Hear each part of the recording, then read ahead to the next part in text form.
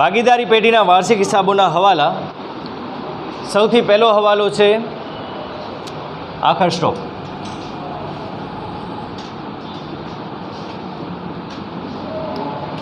આખર સ્ટોકની નોંધ ક્યાં આવે?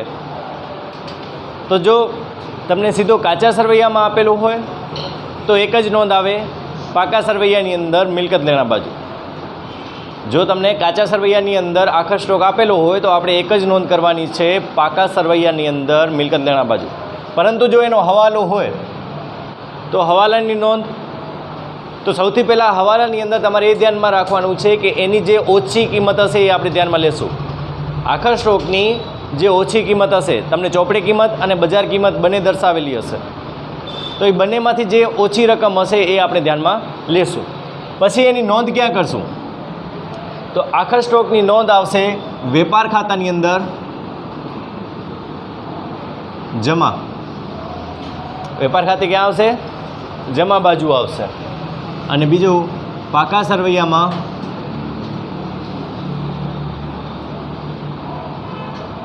મિલકત લેણા બાજુ.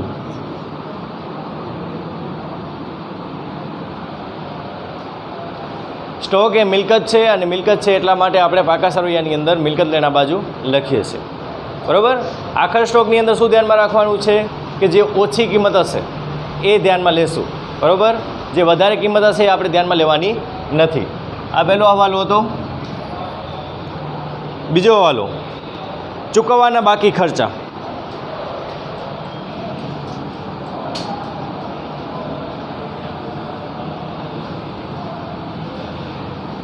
જ્યારે કોઈ પણ ચૂકવવાના બાકી ખર્ચા હોય, કોઈ પણ પ્રકારના ખર્ચા, બરાબર, તો એ ખર્ચ ક્યાં આવે?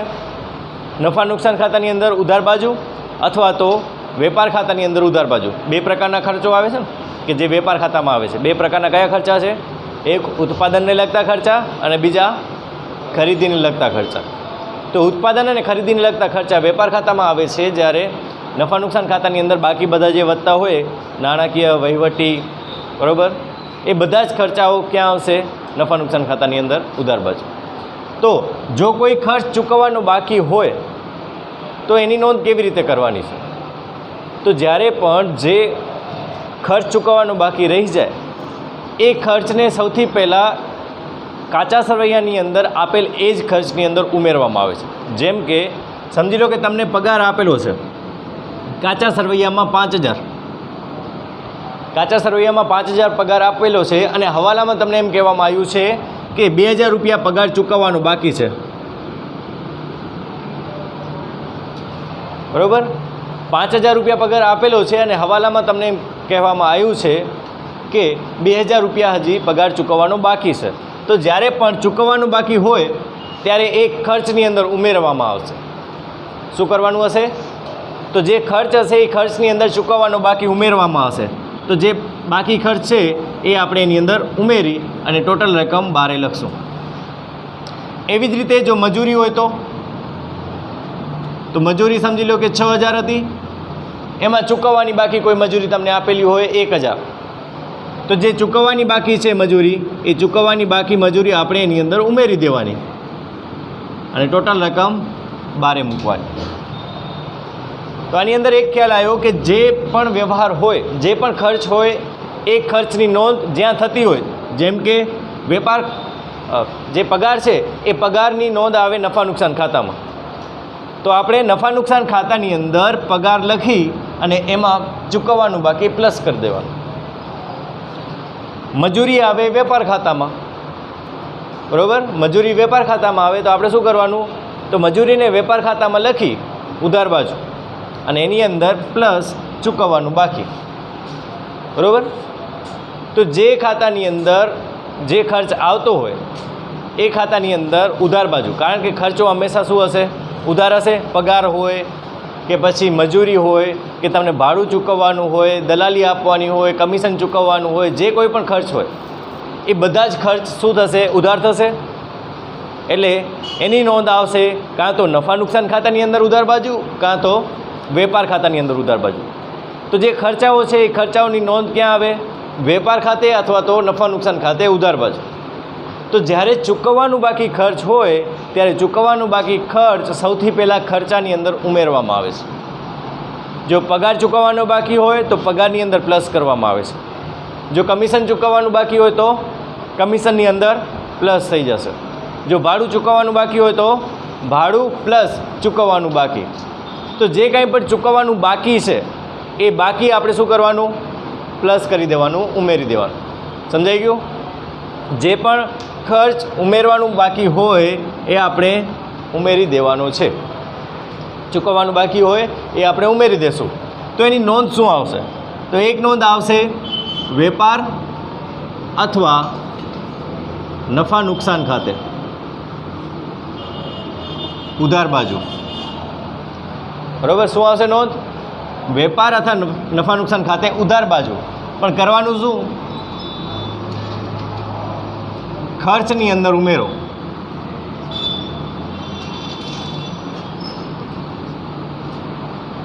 બરાબર? જે ખર્ચ હોય એ ખર્ચની અંદર ઉમેરી દેવાનું. જો પગાર હોય તો પગારની અંદર ઉમેરી દેવાનું. જો મજૂરી હોય તો મજૂરીની અંદર, આવક માલ ભાડાની અંદર. જે તમને આપેલું હોય એ ખર્ચની અંદર આપણે ઉમેરવાનું છે, બીજું કાંઈ કરવાનું નથી. આ એક નોંધ થઈ. બરાબર? કે આપણે એની નોંધ વેપાર ખાતામાં કરશું અથવા તો નફા નુકસાન ખાતામાં કરશું. તો એની બીજી નોંધ ક્યાં આવશે? હવાલો છે એટલે બીજી અસર આવશે. તો બીજી નોંધ ક્યાં આવશે? તો ચૂકવવાનું બાકી કંઈ પણ હોય ને એ આપણી જવાબદારી કહેવાય. કારણ કે ભવિષ્યની અંદર આપણે એ ચૂકવવા પાત્ર રકમ છે. 11મા ધોરણની અંદર શીખી ગયા છીએ કે આપણે જે ધંધાકીય વ્યવહારો થાય એ ધંધાકીય વ્યવહારોના પરિણામે ચૂકવવા પાત્ર થતી રકમ એ આપણી જવાબદારી. તો અહીંયા વ્યવહારો થયા છે, એ વ્યવહારોને કારણે આપણે ચૂકવવાની રકમ થઈ છે અને આપણે રકમ ચૂકવવાની હોય તો એ આપણી જવાબદારી છે. અને જવાબદારી ક્યાં આવે? જવાબદારી આવે પાકા સરવૈયાની અંદર મૂડી દેવા બાજુ. તો બીજી અસર આવશે પાકા સરવૈયા મૂડી દેવા બાજુ. તો પાકા સરવૈયાની અંદર મૂડી દેવા બાજુ જવાબદારી તરીકે દર્શાવી દેવાનું કે ચૂકવવાનું બાકી પગાર, ચૂકવવાની બાકી મજૂરી, ચૂકવવાનું બાકી વીમા પ્રીમિયમ, ચૂકવવાનું બાકી દલાલી, જે કોઈ પણ ખર્ચ તમને આપેલો હોય એ ખર્ચ આપણે દર્શાવી દેવાનો. તમને એમ કહેવામાં આવે કે વીમા પ્રીમિયમ 1500નું ચૂકવેલું છે અને 500 રૂપિયા ચૂકવવાનું બાકી છે, તો તમે શું કરશો? તો નફા નુકસાન ખાતાની અંદર સૌથી પહેલાં ઉધાર બાજુ વીમા પ્રીમિયમ 1500 રૂપિયા પ્લસ ચૂકવવાનું બાકી 500 રૂપિયા, ટોટલ રકમ 2000 આપણે રકમના ખાનામાં લખી નાખશું. અને જે ચૂકવવાની બાકી રકમ છે 500 રૂપિયા, એની જ નોંધ પાકા સરવૈયામાં મૂડી દેવા બાજુ કરવાની છે. તો જે ચૂકવવાનું બાકી રકમ હશે એ ચૂકવવાના બાકી રકમની જ નોંધ આપણે પાકા સરવૈયામાં કરવાની છે, આખી રકમની નથી કરવાની. જે ચૂકવવાનું બાકી હશે એ જ આપણે પાકા સરવૈયામાં દર્શાવવાનું છે. તો એનો મતલબ જે હવાલાની રકમ છે એ હવાલાની રકમની નોંધ આપણે કરવાની છે, પૂરેપૂરી રકમની નથી કરવાની. સમજાઈ ગયું? ચૂકવવાનું બાકી ખર્ચ. કાંઈ ડાઉટ? ચાલો, એના પછી અગાઉથી ચૂકવેલ ખર્ચ.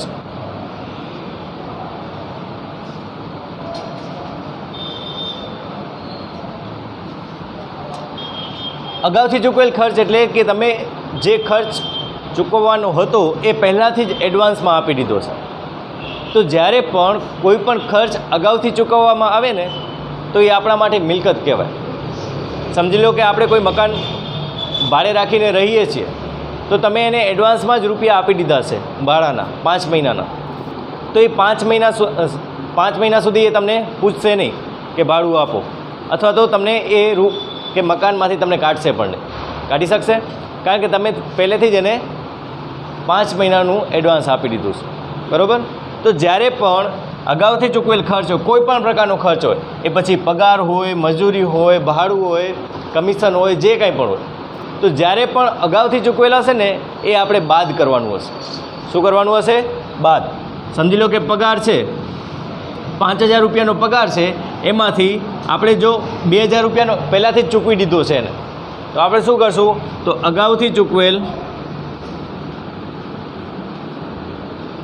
2000 રૂપિયા બાદ કરી અને બારે રકમ લખશું 3000. એવી જ રીતે જો મજૂરી હોય તો મજૂરીમાં પણ એમ જ કરવાનું છે કે મજૂરી 6000ની હતી, એમાંથી અગાઉથી 2000 ચૂકવી, તો બાકીની રકમના ખાનામાં લખવાની છે. તો જે ચૂકવવાનું બાકી હશે એ ઉમેરવાનું છે, અને જે અગાઉથી ચૂકવેલ છે, પહેલાંથી જ આપી દેવામાં આવ્યું છે, તો એ બાદ થશે. પડી સમજણ? ચૂકવવાનું બાકી પ્લસ અને અગાઉથી ચૂકવેલ માઇનસ. નોંધ ક્યાં આવશે? તો જે ખર્ચ હશે એ ખર્ચની નોંધ તો જે તે ખર્ચમાં જ આવશે, તો વેપાર ખાતામાંય આવી શકે અને નફા નુકસાન ખાતામાં પણ આવી શકે. કઈ બાજુ આવશે? ઉધાર બાજુ જ આવશે, બરાબર. પણ કરવાનું શું છે? તો જે ઉધાર બાજુ આપણે નોંધ કરીએ છીએ એ ખર્ચમાંથી બાદ થશે, બરાબર. શું થશે? ખર્ચમાંથી આપણે બાદ કરવાનો છે, કારણ કે એટલી રકમ આપણે પહેલાંથી ચૂકવી દીધી છે, એટલે આપણે એની નોંધ આ વર્ષે ન કરી શકીએ. આવતા વર્ષના જે કોઈ પણ હિસાબો છે એ આપણે અત્યારે બતાવી શકીએ નહીં. સમજી લો કે 6,000નો પગાર તમે આવતા વર્ષ માટેનો આપી દીધો છે, 6 મહિનાનો પગાર તમે આવતા વર્ષ માટે આપી દીધો છે, તો જ્યારે આપણે હિસાબી ચોપડા તૈયાર કરશું ને ત્યારે આવતા વર્ષનું ધ્યાન લેવામાં આવતું નથી. આપણે જે ધ્યાને લઈએ છીએ એ ચાલુ વર્ષનો જ લઈએ છીએ. એટલે આપણે શું કરવાનું છે કે જે ચાલુ વર્ષના ખર્ચા છે, જે ચાલુ વર્ષની આવકો છે, એ બધા આપણે ધ્યાનમાં લેવાના છે. એટલે આવતા વર્ષના જે ખર્ચા છે એ આપણે આવતા વર્ષે દર્શાવશું, એટલા માટે આપણે એ જે રકમ છે એ બાદ કરી દઈએ છીએ, બરાબર. જે આવતા વર્ષના ખર્ચા હશે એ આપણે આવતા વર્ષે બતાવવાના હોવાથી આપણે અત્યારે એ લખતા નથી, એટલા માટે જ અહીંયા માઇનસ કરવામાં આવે છે. એનું કારણ એ છે, બરાબર. શા માટે બાદ કરવામાં આવે છે? કારણ કે એ ખર્ચાઓ આવતા વર્ષના છે અને આવતા વર્ષના હિસાબોમાં લખવાના છે. તો વેપાર નફા નુકસાન ખાતાની અંદર ઉધાર બાજુ એ ખર્ચમાંથી આપણે બાદ કરી દેવાનું હશે. અને બીજી નોંધ કે જો અગાઉથી કોઈ ખર્ચો ચૂકવવામાં આવેલ હોય તો એ તમારી મિલકત કહેવાય. અને મિલકતની નોંધ ક્યાં આવે? પાકા સરવૈયામાં મિલકત લેણા બાજુ.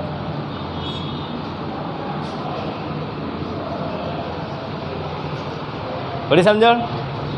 બંનેની નોંધ બીજી અસર પાકા સરવૈયામાં આવે છે, પણ એક જવાબદારી છે, કારણ કે ચૂકવવાનું બાકી છે એ આપણે ચૂકવવાનું બાકી છે આ વર્ષનું, ચાલુ વર્ષનું. જો ચાલુ વર્ષનું કંઈ ચૂકવવાનું બાકી હોય તો એ તમારી જવાબદારી છે, અને આવતા વર્ષનું પહેલાંથી જ ચૂકવી દીધું હોય તો એ તમારી મિલકત કહેવાય, બરાબર. અને એ મિલકત તરીકે પાકા સરવૈયામાં મિલકત લેણા બાજુ લખી દેવાનું કે અગાઉથી ચૂકવેલ પગાર 2,000 રૂપિયા. કઈ બાજુ? મિલકત લેણા બાજુ. કેટલી રકમ આવશે? તો જે હવાલાની રકમ છે એ જ, જે અગાઉથી ચૂકવેલ છે એ બધી રકમ નહીં. 2,000 રૂપિયાની જો હવાલાની રકમ હોય તો 2,000 રૂપિયાની, જો 4,000 રૂપિયાની હોય તો 4,000 રૂપિયાની. પણ નોંધ કેની કરવાની? જે હવાલામાં રકમ છે એ પૂરેપૂરી રકમની નોંધ કરશો નહીં, બરાબર. મળવાની બાકી આવક.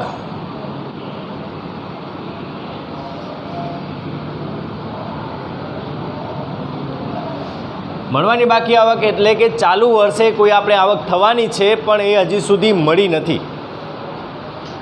તમે કોઈ કાર્ય કર્યું છે અને એ માટે તમને કમિશન મળવાનું છે, બરાબર, પણ હજી સુધી એ મળ્યું નથી. તો જ્યારે પણ કોઈ કાર્ય તમે કર્યું હોય અને એને જે આવક તમને થવાની છે એ આવક હજી સુધી મળી ન હોય તો એને કહેવાય મળવાની બાકી આવક.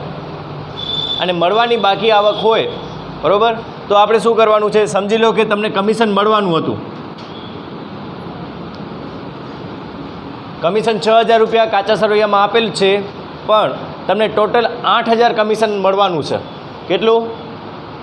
8,000 રૂપિયા કમિશન તમને મળવાનું છે, પણ તમને કમિશન મળ્યું છે 6,000. એટલે કે તમને મળવું જોઈએ 8,000 કમિશન, એની જગ્યાએ તમને 6,000 કમિશન મળ્યું છે. તો એનો મતલબ શું થયો? એનો મતલબ થયો કે તમને હજી 2,000 કમિશન મળવાનું બાકી છે. તો જ્યારે કોઈ આવક મળવાની બાકી હોય તો એ આપણે મળવાનું બાકી પ્લસ કરવાનું.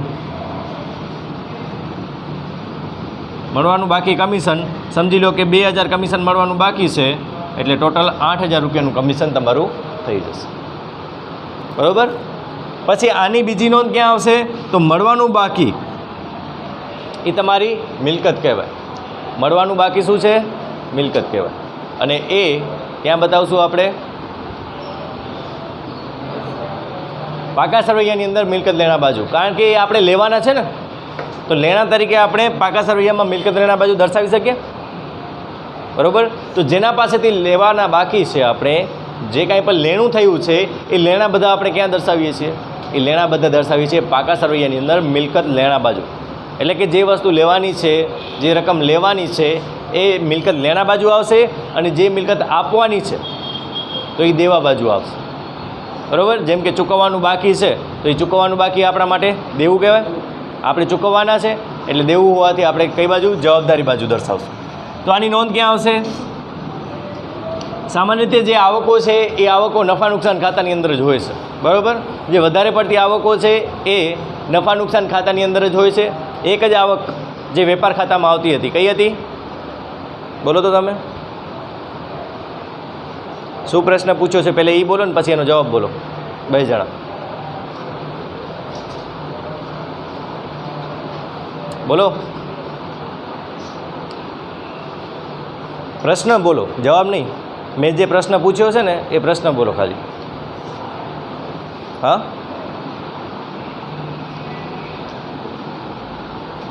બાજુમાં પૂછો તો. હા,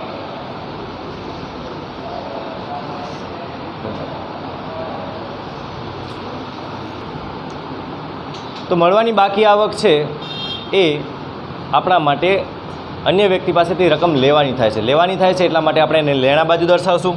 પણ આપણી જે આવકો છે એ સામાન્ય રીતે નફા નુકસાન ખાતામાં આવે છે. માત્ર એક જ આવક એવી છે કે જે આપણે વેપાર ખાતામાંથી મળતી હોય છે. કઈ આવક છે? ભંગાર માલનું વેચાણ. બરાબર? માત્ર ભંગારનું વેચાણ નહીં, ભંગાર માલનું વેચાણ છે એ આવક આપણા માટે વેપાર ખાતામાં આવશે. એના સિવાય બધી જ આવકો નફા નુકસાન ખાતાની અંદર જમા બાજુ આપણે નોંધ લખીએ છીએ. એટલે આપણે અહીંયા દર્શાવશું કે નફા નુકસાન ખાતાની અંદર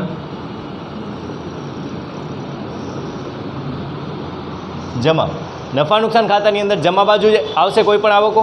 બરાબર? મળવાની બાકી આવક છે તો આવક આપણે ક્યાં લખીએ છીએ? જમા બાજુ લખીએ છીએ. તો નફા નુકસાન ખાતે જમા બાજુ કરવાનું શું છે? તો મળવાનું બાકી છે એટલે આપણે શું કરી દઈશું?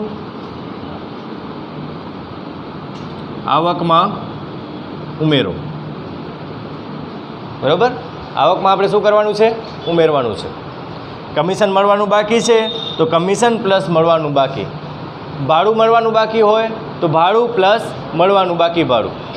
બરાબર? એવી જ રીતે દલાલી મળવાની હોય તો દલાલી પ્લસ મળવાની દલાલી. વટાવ મળવાનો હોય તો મળેલ વટાવ પ્લસ મળવાનું બાકી વટાવ. બરાબર? તો જે કાંઈ પણ આવકો મળવાની બાકી હોય એ આવકો આપણે અહીંયા દર્શાવી દઈશું. બીજી અસર ક્યાં આવશે? તો આપણે રકમ લેવાની થાય છે એટલે લેણા તરીકે આપણે ક્યાં દર્શાવશું?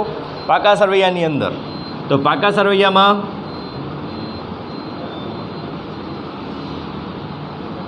મિલકત લેણા બાજુ. બરાબર? ચાલો, એના પછી અગાઉથી મળેલ.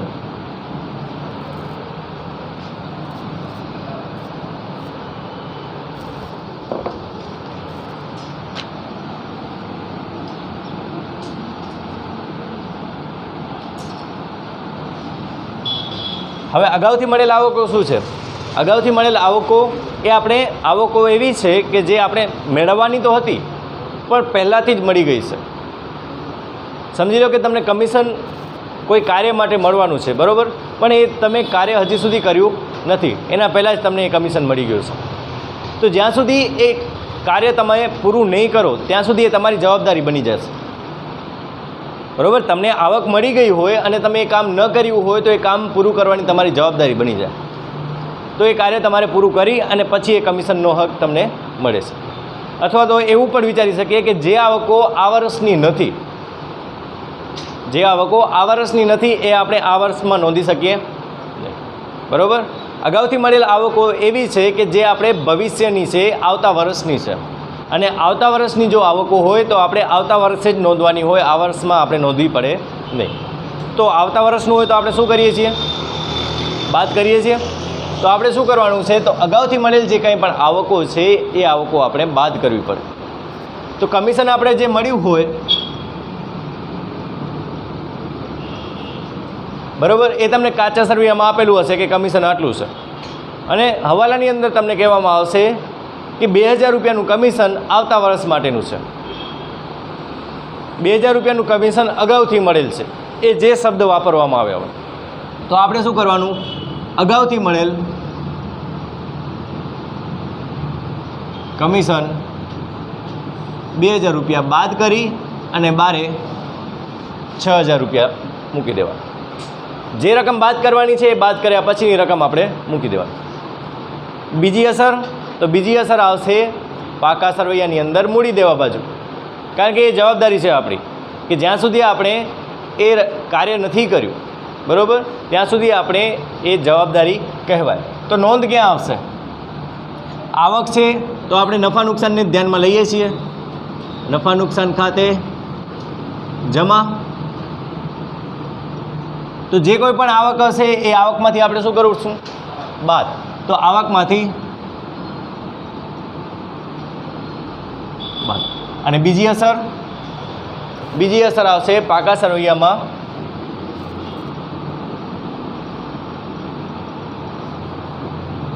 મૂડી દેવા.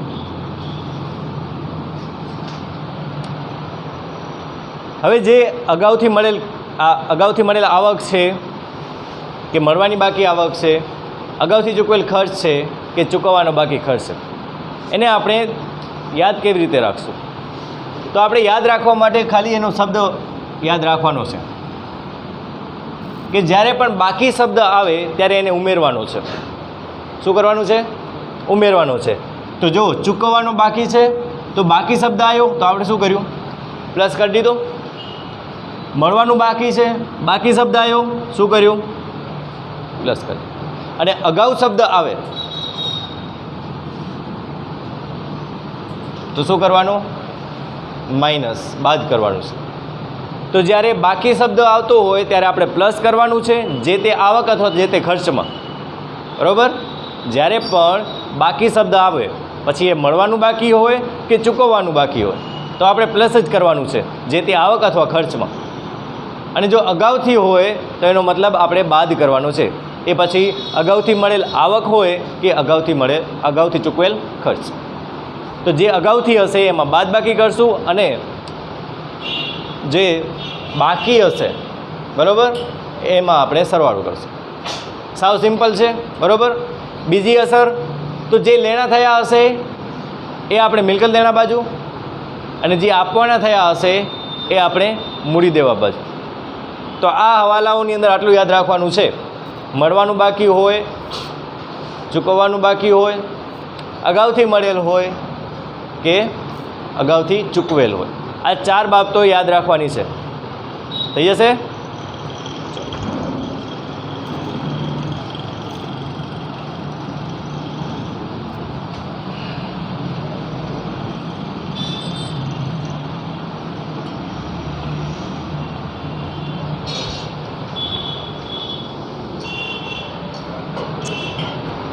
એના પછી મિલકતનો ઘસારો. મિલકતનો ઘસારો એટલે કે મિલકતની કિંમતમાં ઘટાડો.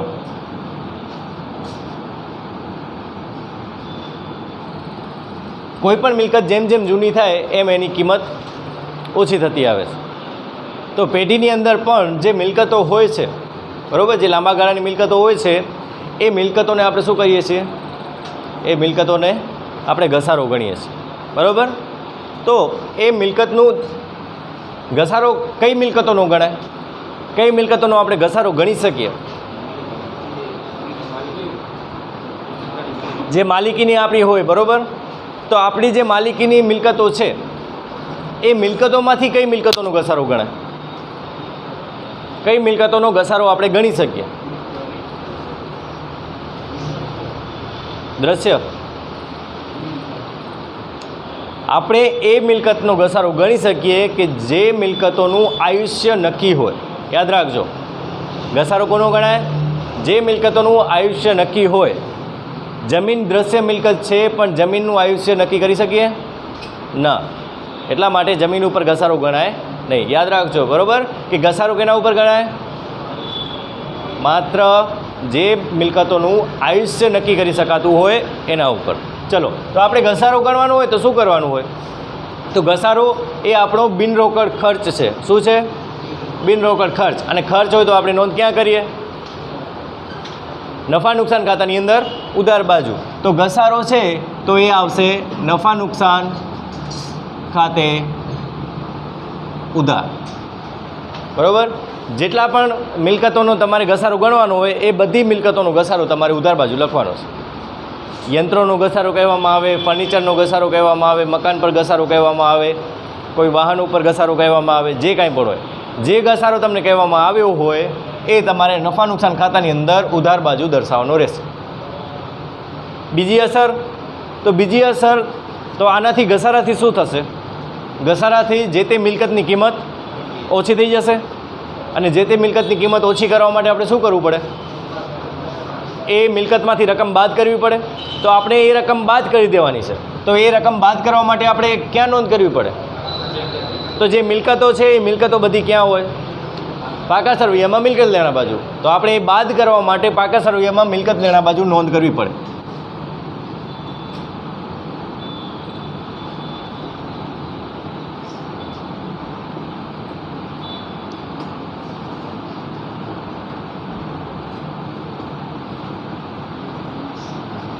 જે પણ મિલકત હોય એ મિલકતમાંથી બાદ કરી અને જે બાકીની રકમ હોય એ આપણે બારે મૂકી દેવાની છે, બરાબર. એના પછી ગાલખાત.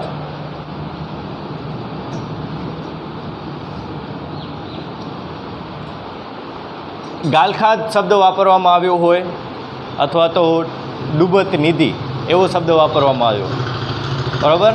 ગાલખાત એ શબ્દ વાપરવામાં આવતો હોય છે, ઘણી વખત ડૂબત નિધિ પણ શબ્દ એ વાપરવામાં આવતો હોય છે. તો ગાલખાત અનામત એ આખો ટોપિક એક સાથે જ હોય છે. તો એના માટે આપણે શું કરશું? તો તમને આખી નોંધ જ બતાવી દઉં. આપણે ગાલખાત અનામત, ગાલખાત અને ગાલખાત અનામત આવી રીતે લખી દઈશ. એક વખત ગાલખાત, બીજી વખત ગાલખાત અનામત, ગાલખાત અનામત. પછી શું કરવાનું છે? તો ઉપરના બે જે છે એને હવાલાના મૂકી દો અને નીચેના બે જે છે એ કાચા સરવૈયાના મૂકી દો કે તમને યાદ રાખવામાં સરળતા રહે. પહેલાં બે જે છે એ હવાલાના, એ ગાલખાત અને ગાલખાત અનામત, જ્યારે નીચેના બે જે છે એ કાચા સરવૈયા, બરાબર. આવી રીતે યાદ રાખી લેશો, તમારા માટે સરળતા રહેશે. પહેલાં ત્રણ છે એનો સરવાળો કરવાનો છે. જે રકમ આવે, આ ત્રણેયનો સરવાળો કરીને જે રકમ આવે એમાંથી આપણે શું કરશું? ગાલખાત અનામત કાચા સરવૈયાની બાદ કરી દેશું. જે પણ રકમ આવે આપણે શું કરવાનું છે? ગાલખાત અનામત કાચા સરવૈયાની બાદ કરી દેવાની છે. તો આની રકમ જે આવે એ આપણે રકમના ખાનામાં નોંધ કરી દેવાની છે, બરાબર. હવે જો આ રકમ ઋણમાં આવતી હોય, ઘણી વખત ઋણમાં પણ આવશે, બરાબર. ધન આવતી હોય, પ્લસમાં આવતી હોય તો આપણે શું કરવાનું? ઉધાર બાજુ દર્શાવી દેવાનું છે. પણ જો એ રકમ ઋણમાં આવતી હોય તો શું કરવાનું? તો એ ઋણમાં આવે ને તો આપણે આ જે ઉધાર બાજુ નોંધ કરી છે, નફા નુકસાન ખાતાની અંદર ઉધાર બાજુ નોંધ કરી છે, એનું શું કરવાનું? નફા નુકસાન ખાતામાં જમા બાજુ લખીએ, બરાબર. ગાલખાત અનામતની જે ઋણ બાકી હોય એ આપણે જમા બાજુ દર્શાવી દેવાની છે. તો અહીંયા જે ઋણ હશે એ આપણે જમા બાજુ દર્શાવી દઈશું. એ જ્યારે રકમની અંદર, દાખલાઓની અંદર આવશે ત્યારે આપણે એ કરશું. પણ અત્યારે આપણે ધ્યાન શું રાખવાનું છે? આ ફોર્મેટ યાદ રાખી લેજો. ગાલખાત હવાલાનું, ગાલખાત અનામત હવાલાનું, ગાલખાત કાચા સરવૈયાનું, ગાલખાત અનામત કાચા સરવૈયાનું. તો યાદ રાખવામાં પણ તમને સરળતા રહેશે. આ તો નોંધ થઈ નફા નુકસાન ખાતામાં, બરાબર. કારણ કે ગાલખાત શું છે? ગાલખાત આપણા માટે નુકસાન છે અને નુકસાન હોવાથી આપણે નફા નુકસાન ખાતાની અંદર ઉધાર બાજુ લખ્યું. બીજી અસર ક્યાં આવશે? તો બીજી અસર આવશે પાકા સરવૈયામાં. ગાલખાત કોના સાથે સંકળાયેલી છે? ગાલખાત ક્યારે પડે? આપણે કયા કારણોસર પડે? આપણે જેવો કોઈ વ્યક્તિ ઉપર રૂપિયા માંગતા હોઈએ અને એ રકમ આપવાની મનાઈ કરે અથવા તો એની જે આર્થિક પરિસ્થિતિ છે એ રકમ આપવા જેવી ન હોય ત્યારે ગાલખાત પડે કે નહીં? ગાલખાત વિશે તો જાણો છો ને કે ગાલખાત ક્યારે પડે? જ્યારે આપણે આપણા દેવાદાર એટલે કે આપણા જે ગ્રાહકો છે એ આપણે રકમ પાછી ન ચૂકે ત્યારે. તો એ દેવાદારો સાથે સંકળાયેલ છે, બરાબર. તો આપણે શું કરવાનું છે? તો જે રકમ હોય એ દેવાદારોમાંથી બાદ કરવાની છે. તો સૌથી પહેલું કામ શું કરવાનું? તો દેવાદાર સાથે કોઈ સંકળાયેલ હવાલો હોય તો એ હવાલાની નોંધ પ્લસ અથવા માઇનસ જે થતી હોય એ કરી દેવાની. દેવાદાર સાથે સંકળાયેલા હવાલા ઘણા આવશે, બરાબર. કે વેચાણ આપણે કર્યું હતું એ નોંધવાનું રહી ગયું છે, વેચાણની નોંધ ખરીદીમાં કરી નાખી હતી, ખરીદીની નોંધ વેચાણમાં કરી નાખી હતી, એવા કોઈ પણ હવાલા હોય તો એ હવાલાની અસર સૌથી પહેલાં આપી દેવાની.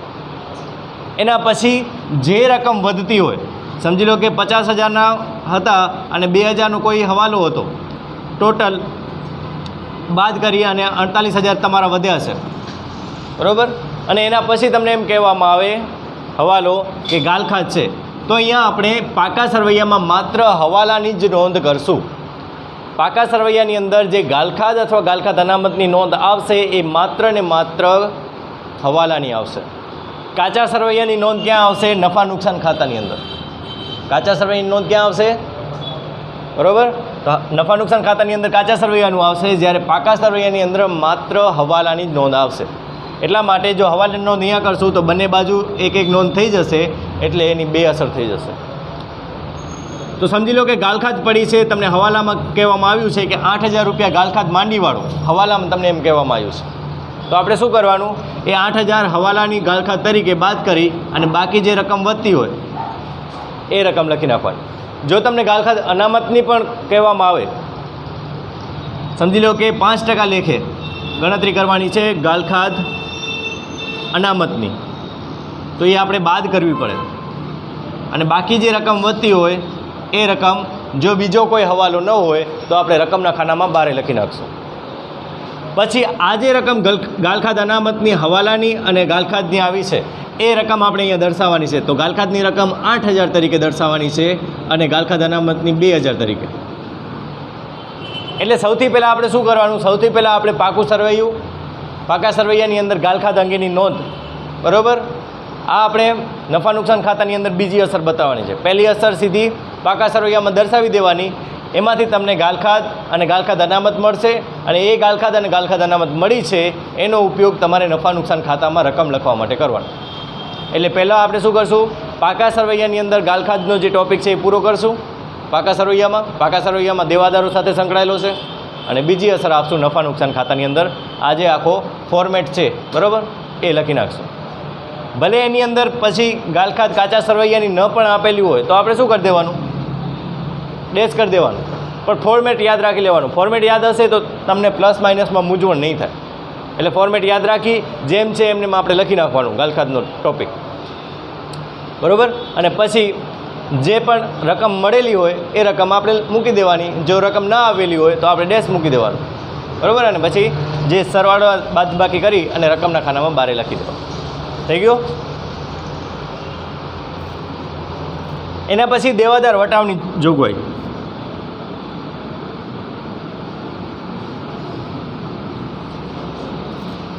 દેવાદાર વટાવ અનામત, તો આ પણ કોના સાથે સંકળાયેલી છે?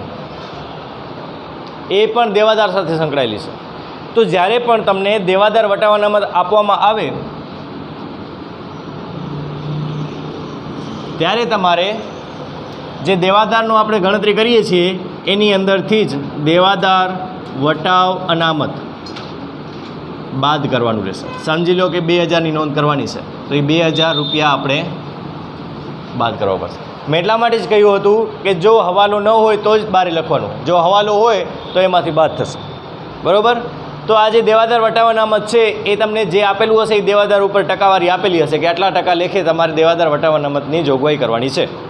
તો જેટલા ટકા કહેવામાં આવે એ ટકા તમારે કરવાના છે. બીજી અસર, તો બીજી અસર આવશે જેમ ગાલખાતનો આખો ટોપિક આવે છે એવી જ રીતે વટાવનો પણ ટોપિક આવશે. એ વટાવનો ટોપિક શું છે? તો સૌથી પહેલાં આપેલ વટાવ,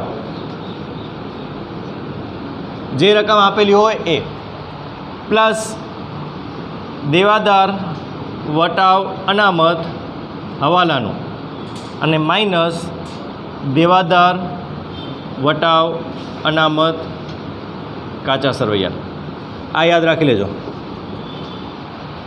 જો આપેલ વટાવ હોય, દેવાદાર વટાવ અનામત કાચા સરવૈયામાં પણ આપેલું હોય, દેવાદાર વટાવ અનામત તમને હવાલામાં પણ આપેલું હોય, ત્યારે એની નોંધ તમારે આવી રીતે કરવી પડશે. જેવી રીતે ગાલખાતનો ટોપિક છે એવી જ રીતે વટાવ અનામતનો પણ એક ફોર્મેટ છે, એ ફોર્મેટ પ્રમાણે આપણે કરવું પડે, બરાબર. હવે આની અંદર એ યાદ રાખજો કે તમારે જે ગણતરી કરવાની છે એનો ક્રમ બદલાય નહીં. ક્રમ આ જ રહેવો જોઈએ. ક્રમ એટલે કે સૌથી પહેલાં દેવાદારની જે મૂળ રકમ છે એ જ લખવાની છે, એની અંદર કોઈ ચેન્જ કરવાનો નથી. પછી હવાલા કરવાના છે. દેવાદારનો જે ટોપિક આવે એ દેવાદારના ટોપિક પછી દેવાદારના હવાલાઓ, એ હવાલાઓ પૂરા થાય એના પછી જ આપણે ગાલખાતની નોંધ કરવાની, એના પહેલાં નહીં. જો એના પહેલાં કરી દેશો તો તમારી ગણતરીમાં ભૂલ આવશે, જવાબ ખોટા આવશે. એટલે પહેલું કામ શું કરવાનું, તો જે દેવાદાર હોય એ દેવાદારના હવાલા પૂરા કરી દેવાના. દેવાદારના હવાલા પૂરા થઈ જાય એના પછી સૌથી પહેલાં ગાલખાદ હવાલાની, પહેલું બાદ શું થશે, હવાલાની ગાલખાદ. ગાલખાદ હવાલાની બાદ થઈ જાય પછી જે રકમ આવે એના ઉપર તમને ટકાવારી કહેવામાં આવી હશે કે ગાલખાદ અનામત આટલા ટકા લેખે તમારે જોગવાઈ કરવાની છે. તો ગાલખાદ અનામતની જે ટકાવારી છે એ કેના ઉપર આપણે ધ્યાનમાં લેશું, તો ગાલખાદ પછીની રકમ, દેવાદારમાંથી આપણે ગાલખાદ બાદ કરીએ અને એના પછી જે રકમ વધતી હશે એ રકમ ઉપર આપણે ટકાવારી કરશું. તો અહીંયા 40,000 વધ્યા છે, 40,000 ઉપર જે ટકાવારી તમને કહેવામાં આવે એના પછી બાદ કર્યા પછી જે રકમ વધતી હોય એના ઉપર દેવાદાર વટાવ અનામત લાગશે, એના પહેલાં આવશે નહીં. દેવાદાર વટાવ અનામત સૌથી છેલ્લે આવશે. દેવાદાર પછી દેવાદાર અંગેનો હવાલો, એના પછી ગાલખાદ હવાલાની અંદર આપેલી હશે, ગાલખાદ અનામત હવાલાની અંદર આપેલી હશે અને એના પછી સૌથી છેલ્લે દેવાદાર વટાવ અનામતની નોંધ કરવાની છે. નફા નુકસાન ખાતાની અંદર શું નોંધ આવશે, તો ગાલખાદનો આખો ટોપિક, ગાલખાદ હવાલાની પ્લસ ગાલખાદ અનામત હવાલાનું પ્લસ ગાલખાદ કાચા સરવૈયાની, અને એમાંથી ગાલખાદ અનામત કાચા સરવૈયાની બાદ કરી દેશું. આ જે ટોપિક છે એ એમ જ લખવાનો છે. બીજું કે જો તમને દેવાદાર વટાવ અનામતની જોગવાઈ કરવાની કહેવામાં આવે તો તમારે આ ટોપિક લખવો પડશે કે જેમાં વટાવ હોય, બરાબર, તમને વટાવ આપેલો હોય, કાચા સરવૈયાની અંદર દેવાદાર વટાવ અનામત આપેલું હોય, ત્યારે શું કરવાનું છે, તો જ્યારે તમને દેવાદાર વટાવ અનામત અને આપેલ વટાવ આપેલો હોય ત્યારે તમારે આ ટોપિક લખવો પડશે.